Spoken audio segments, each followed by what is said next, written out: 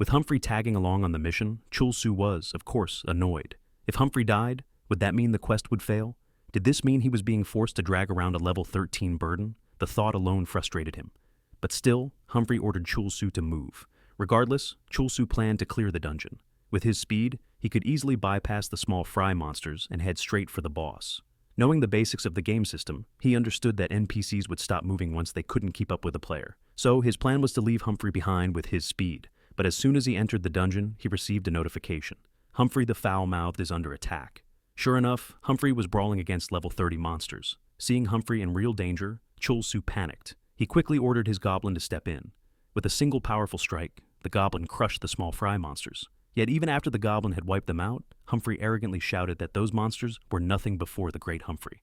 Watching his shameless attitude made Chul Soo furious. But at the same time, Humphrey sensed something was off. He immediately dashed toward the source of the disturbance, leaving Chul Soo even more irritated. Should he just kill this useless NPC already? Humphrey was nothing but a liability, charging in recklessly without realizing he could die at any moment. Chul Soo then considered ordering the goblin to guard Humphrey while he went straight for the boss. But that idea quickly fell apart. If he recalled his goblin at the wrong time, and Humphrey died, the whole mission would fail. That left him with only one choice: order the goblin to clear out the small fry, blocking Humphrey's path. Meanwhile, Humphrey vented his rage against the rat monsters swarming him. Not only had those monsters taken over the Phoenix El Basar territory, they had also stolen his hammer. Swinging his massive weapon, Humphrey charged at them. But in reality, it was the goblin who slaughtered every monster in his way. With his finishing moves that were utterly useless, Humphrey just showed off acrobatics while the goblin did all the work.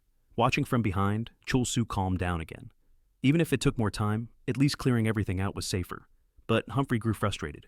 Every enemy ignored him completely. As a former proud warrior, he couldn't stand the disrespect. So, he unleashed his war cry, provoking nearby monsters. His roar awakened a group of skeletons, who rose up in fury. Humphrey, seeing them, was delighted. The fight had just gotten interesting. Chul Soo, on the other hand, was livid. Those skeletons wouldn't have even appeared if Humphrey hadn't provoked them. Was he really expected to deal with this pointless mess? Clearly, Chul Soo wasn't having it. He only hoped this would be Humphrey's last trolling stunt.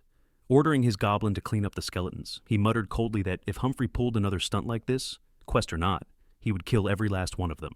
3 hours later, Chul Soo looked completely exhausted from following Humphrey around. The truth was, Humphrey was absolutely insane. He never stopped trolling for even a moment. What should have been an easy dungeon felt like hell mode with Humphrey's presence. As Chul Soo walked through the corridor, he suddenly heard a strange sound. What was that noise? Just as curiosity struck, Humphrey shouted that it was a trap. At the end of the corridor, a faint light appeared. It was golden arrows flying straight toward him.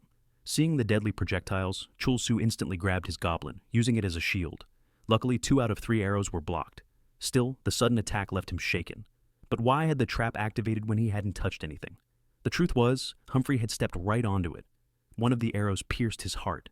Even in that state, Humphrey sneered at Chul Soo, calling him a coward for saving himself instead of helping. That infuriated Chul Soo. All this time, Humphrey had been nothing but dead weight, and now, with poison seeping into his body from the arrow, Humphrey collapsed and died on the way. Chul Soo, fuming with anger, ran straight toward Humphrey's blacksmith forge, determined to kill him anyway, even if he was already dead. As he rushed toward the forge, someone from the shadows noticed him, delighted to have found Chul Soo. Moments later, Chul Soo finally arrived at the forge, where Humphrey mocked him again, laughing at his pathetic gear. Annoyed, Chul Soo asked if those were Humphrey's last words, since he was about to let his goblin finish him off. But instead, Humphrey thanked him, because he had finally recovered his hammer. Chul Soo froze in disbelief. Was that really all he wanted to say?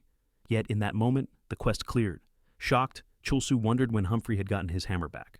Humphrey explained that it had dropped after they wiped out the rat monsters earlier. So yes, Chul Soo really was the fool who never paid attention. Soon after, Humphrey began forging something with the high-purity steel Chul Soo had given him. He explained that the quality of equipment depended on the sweat of the blacksmith, that only the best craftsmen could bring out the true value of such rare material. Once the forging was complete, Humphrey hurled insults again. He handed over extraordinary gear, mocking that it was like casting pearls before swine.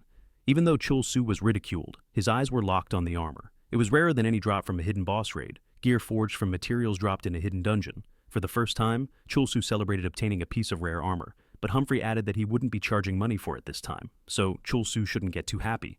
After all, to Humphrey, he was still disgusting. As they spoke, a sudden notification appeared.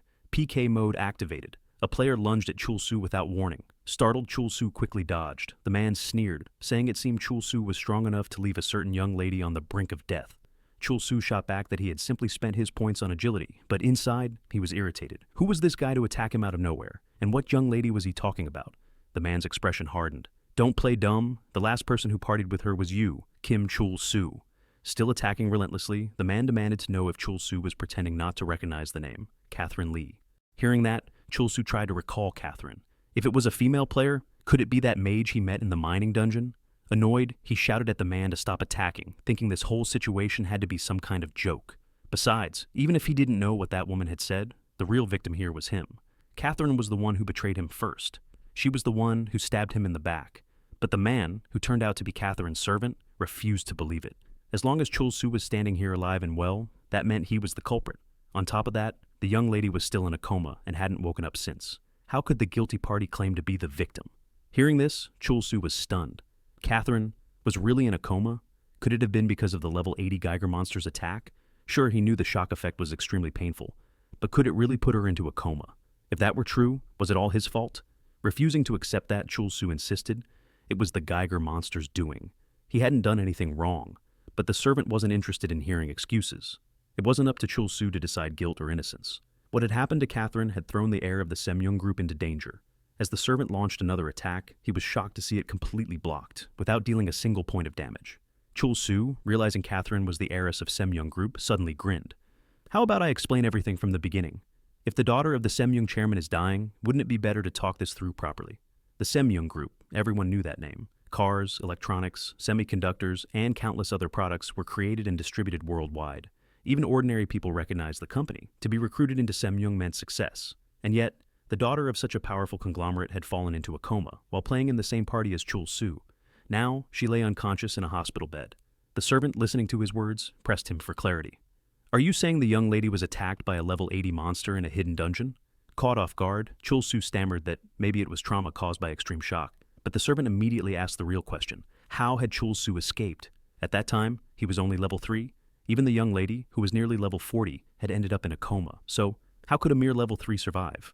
Cornered, Chul Soo explained that he had managed to switch into a hidden class and escape, that it was a once-in-a-lifetime stroke of luck. But in truth, the one who should have obtained that class was Catherine.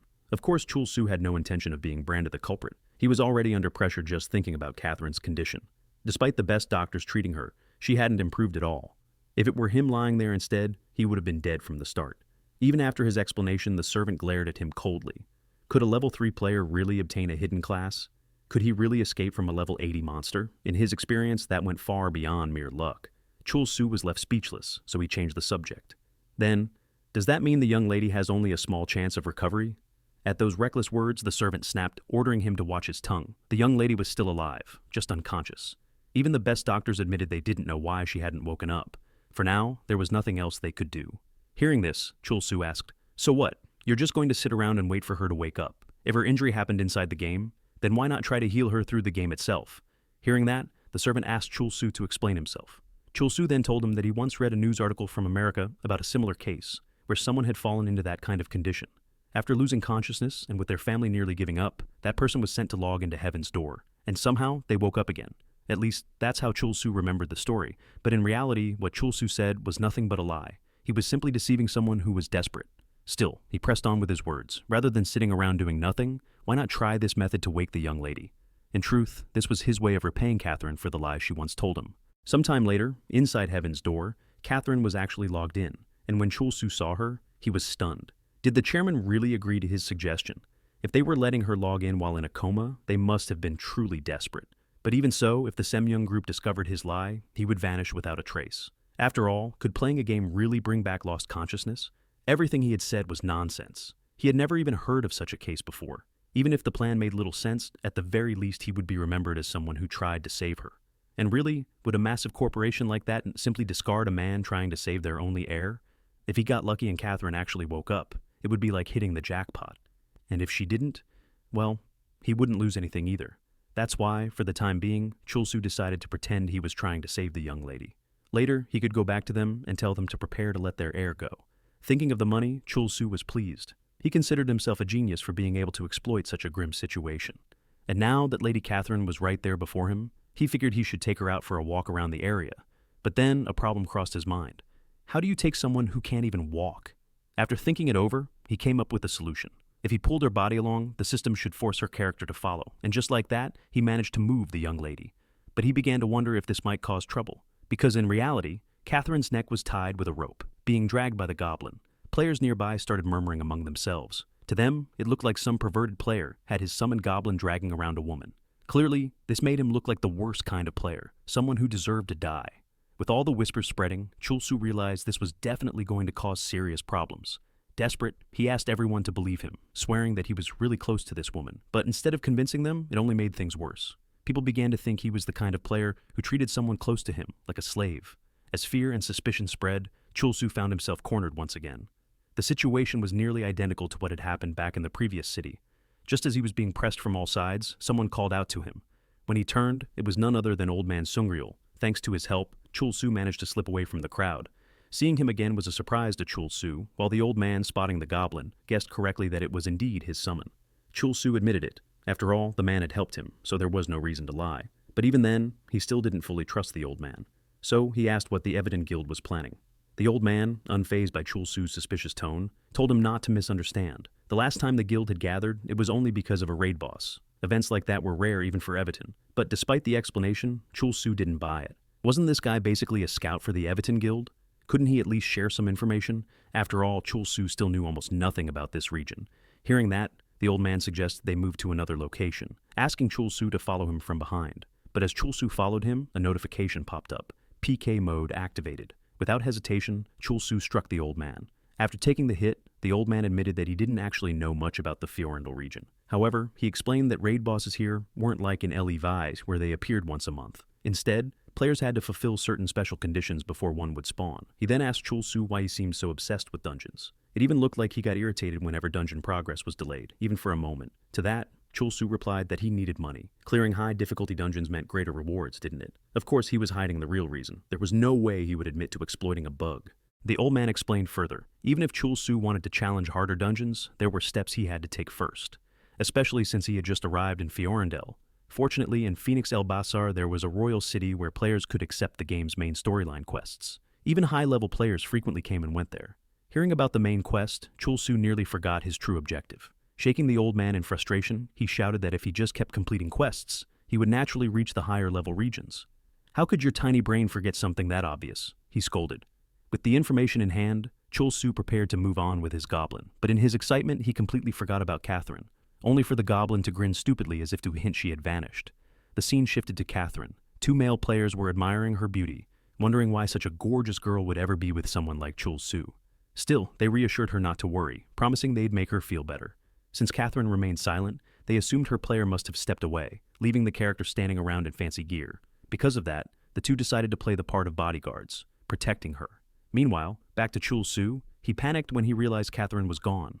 If she took damage while unconscious, she could actually die, and if that happened, there would be no escaping the blame. At the same time, the servant contacted him, asking if the young lady was safe and demanding to see her face. Flustered, Chul Soo stammered, "Just send the money first. She and I are really busy right now."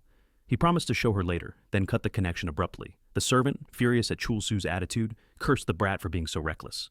But just as his anger peaked, someone else spoke up, telling him to leave the boy be. What worse fate could possibly await him?